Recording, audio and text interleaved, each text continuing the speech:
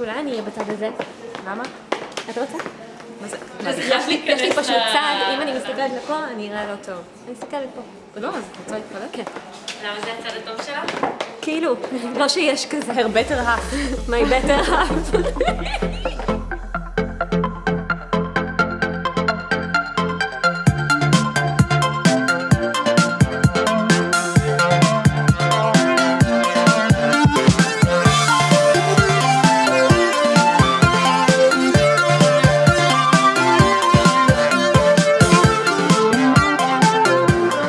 יום אחד חזרו איתה הביתה, ככה זה התחיל. די גידלתי אותה. כאילו היא הריצה אותי, אני שנאתי אותה. אמא שלי השאירה אותי בגיל 13-14 איתה, והיא נפלה לי מהיד ושברה את הרגל.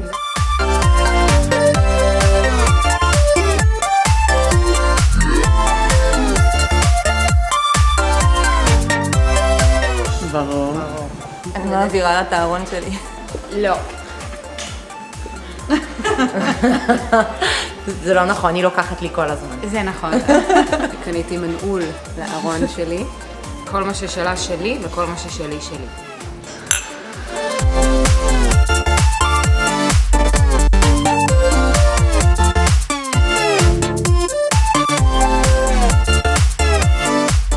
האמת שהיא ממש בודה.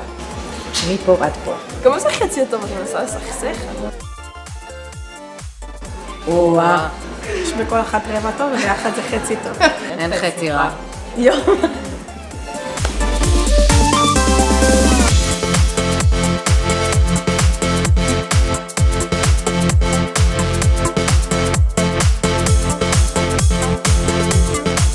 מאוד קרובות. מאוד מאוד מאוד. אני אוהבת כל מה שעושה. כן, פשוט חברות.